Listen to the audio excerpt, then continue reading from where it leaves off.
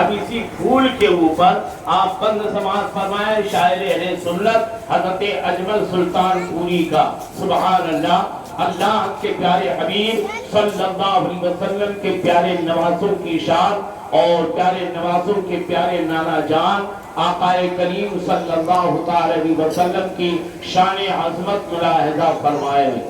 رابیل نہ بیلا نہ چمیلی نہ سمن پھول، نرگس نہ گلاب اور نہ گلہائے چمن پھول، بس پھول تو ہے ایک ہی باقی سبھی بن پھول، اس پھول کے صدقے میں ہے اجمل کا سخن پھول، سرتا بقدم ہے تنے سلطان زمن پھول، لب پھول دہن پھول زخن پھول بدن پھول، لب پھول دہن پھول زخن پھول بدن پھول۔ اللہ نے جس گل کے لیے خلد بنائی، جس گل کے لیے بزم گل و لالا سجائی، وہ پھول کی جس پر ہے فدا ساری خدائی، سب پھول اسی پھول کی کرتے ہیں بڑائی، دندانوں لبو زلفو رخ شاہ کے فدائی، ہے در عدن لال یمن مشک ختن پھول، ہے در عدن لال یمن مشک ختن پھول۔ اجمل میری تقدیر سخن گوئی میں چمکی، نعت شہ ابرار ہے معراج قلم کی، گردن پہ تعظیم نبی میں نے جو خم کی، خوشبو مجھے محسوس ہوئی باغ ارم کی۔ اب لہجے پر غور کیجئے، معنی سمجھ میں آ جائے گا۔ کیا بات رضا، کیا بات رضا، کیا بات رضا، پیچھے والے بولو کیا بات رضا، اس چمنستان کرم کی ازدہرا ہے کلی جس میں حسین اور حسن پھول، زہرا ہے کلی جس میں حسین اور حسن پھول۔ درود پاک پڑھیں صلی اللہ علیہ وسلم، صلاۃ و سلام علیک یا سیدی یا رسول اللہ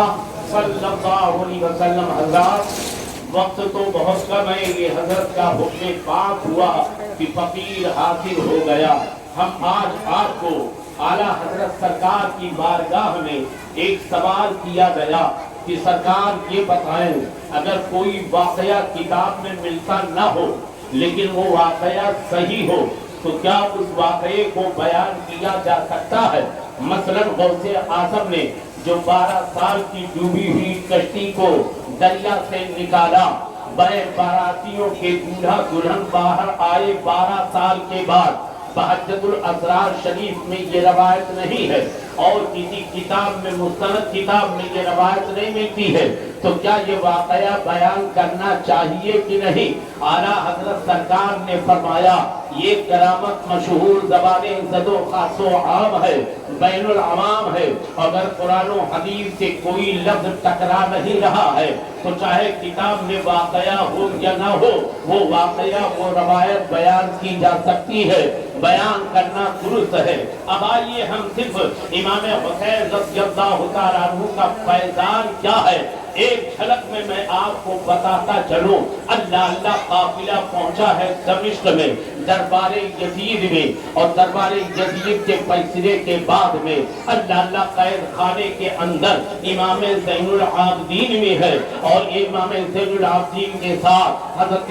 زینب بھی ہے، حضرت سکینہ بھی ہے، حضرت شہربانو بھی ہے، یہ تمام مقدس نفوس قدسیہ اس قید خانے میں تشریف فرما ہے۔ ایک رات کا عالم ہے، اللہ عبداللہ نام کا ایک شخص اس گلی سے گزر رہا تھا جس گلی کے کنارے قید خانہ موجود تھا۔ اچانک کیا اس کے کان میں آواز آتی ہے، دھیمی دھیمی سی آواز میں رونے کی سسکیوں کی آواز اس کے کان میں پہنچی۔ گھر میں پہنچا اور اپنی بیوی کو آواز دیا، حالانکہ یہ واقعہ جس کتاب میں موجود ہے وہ کتاب میرے پاس موجود ہے، میں آپ کو دکھا سکتا ہوں، بتا سکتا ہوں۔ عبداللہ نے کہا اپنی بیوی سے، اے بیوی سن، جو تو ہر شب جمعہ کو، ہر جمعرات کو جو امام حسین کے نظر کا کھانا پکاتی ہے، تیار کر اور لے جا قید خانے کے اندر قیدیوں کو دے آ۔ اللہ اللہ جب اس نے کھانا تیار کیا، کھانے کا طبق سر پہ لیا، قید خانے کے اندر کسی صورت سے پہنچی، حضرت زینب کا دیدار کیا، حضرت زینب رضی اللہ تعالیٰ عنہ کی زیارت سے مشرف ہوئی اور کہا بی بی جان یہ امام حسین کے نظر کا کھانا ہے، ہم لے کے آئے ہیں، ہمیں معلوم پڑا ہے کہ قید خانے میں لوگ کراہ رہے ہیں، بڑی شدت کی تکلیف ہے، لہذا یہ کھانا قبول فرمائے۔ حضرت زینب رضی اللہ تعالی عنہا نے فرمایا اے بی بی یہ کھانا کس لیے تو ہمیشہ لوگوں کو کھلاتی ہے؟ تو اس نے اپنے ماضی کا واقعہ بیان کیا، میرے بچپن کا زمانہ تھا، ہم مدینہ شریف میں رہتے تھے، میں بہت بیمار رہا کرتی تھی، میرا باپ علاج کراتے کراتے تھک گیا، ایک دن نبی کونین کی بارگاہ میں مجھ کو لے کر کے گیا اور کہنے لگا یا رسول اللہ یہ ہماری بچی ہے، اس کو دعائے رحمت عطا فرما دیجئے۔ اتنے میں دیکھا کہ سبز رنگ کا پردہ ہٹا اور امام حسین کے بچپن کا زمانہ، سرکار امام حسین تشریف لائے، نانا جان نے فرمایا حسین قریب آ جاؤ، امام حسین قریب آ گئے، فرمایا یہ بچی اسے بہت بیمار ہے، باپ بہت تنگ آ گیا علاج کرتے کرتے اور مریضوں کی دیکھ بھال کرتے کرتے اس کا ذہن بند ہو گیا ہے، دعا فرما دیجئے۔ نانا جان نے کہا تو امام حسین نے اپنے ضبط کرامت کو اس بچی کے سر پہ رکھ دیا اور لمحائے مبارک کھلنے لگے، آقا حسین پڑھنے لگے، پڑھتے رہے، پھونک مارتے رہے۔ وہ عورت بیان کرتی ہے اے پیاری بی بی زینب جیسے جیسے حسین شہزادے مجھ پر پھونک مارتے رہے، میرے بدن میں توانائی آتی گئی، میرے بدن میں طاقت آتی گئی، یہاں تک کہ ان کی پھونک مکمل ہوئی تو میں شفا یاب ہو گئی۔ اس وقت سے لے کر آج تک کہ میں کبھی بیمار نہیں پڑی ہوں۔ اللہ اللہ آگے میرے آقا نے فرمایا اے عبداللہ اپنی بیٹی کو لے جا، یہ میرا حسین ہے جس کے صدقے میں اللہ نے تیری بیٹی کو زندگی کی بھیک عطا فرما دی ہے۔ اور اللہ عبداللہ نے کہا اے بیٹی اب دنیا میں کہیں بھی رہنا، امام حسین کا کھانا کھلاتی رہنا، ان کے نام کی نظر کرتی رہنا۔ اے پیاری بی بی زینب آج تک کہ ہم کبھی بیمار نہیں ہوئے ہیں اور ہمیشہ شب جمعہ کو ہم کھانا کھلاتے رہتے ہیں۔ حضرت زینب نے کہا مبارک ہو، میں کہنا یہ چاہتا ہوں امام حسین کے نام کا کھانا کھلانے والی وہ بچی ابھی تک کے دمشق میں بھی صحت یاب ہے۔ اللہ اللہ حضرت زینب کے سامنے بھی اے حسنین کمیٹی والوں اور باپو جی نگر کے زندہ دل خجور بیدار مسلمانوں، اگر تم نے واقعی خالص لوجہ اللہ آل رسول کی محبت میں اس محفل کا انعقاد کیا ہے، دانے سر میں قدم سخن تعاون پیش کیا ہے، تو ہم بما کے دہل قرآن و سنت کی روشنی میں یہ پیغام تم کو دینا چاہتے ہیں۔ یہ حسین کی محبت ہے اور حسین کی محبت میں جو مال نکل جائے گا وہ نیکی بن کر کے قبر میں بھی تمہارے کام آئے گا، میدان قیامت میں بھی تمہارے کام آئے گا۔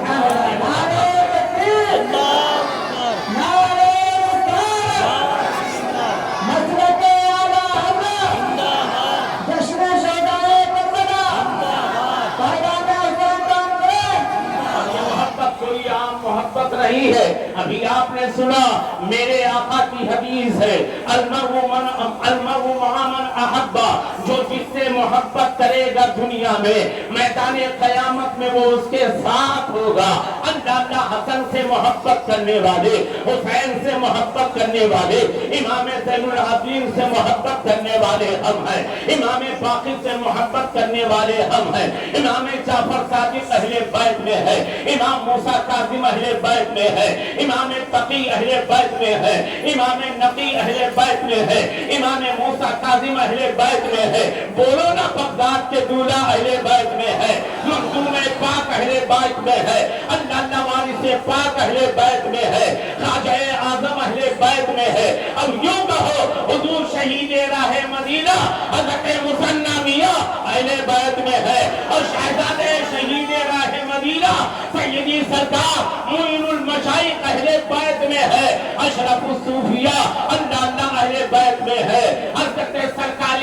کلام اہل بیت میں ہے، سید المتکلمین حضور سید محدث اعظم ہند اہل بیت میں ہے، سرکار اشرفی میاں اہل بیت میں ہے، اور حسن سے لے کر حسین سے لے کر ان تمام شہزادوں سے لے کر امام مہدی تک ہم ہر اہل بیت سے محبت کرتے ہیں۔ انشاءاللہ قیامت میں ہم انہی کے جلوے کے سائے تلے رہیں گے۔ یہی ہماری محبت ہے، یہی اس مجلس کا پیغام ہے۔ وآخر دعوانا ان الحمدللہ۔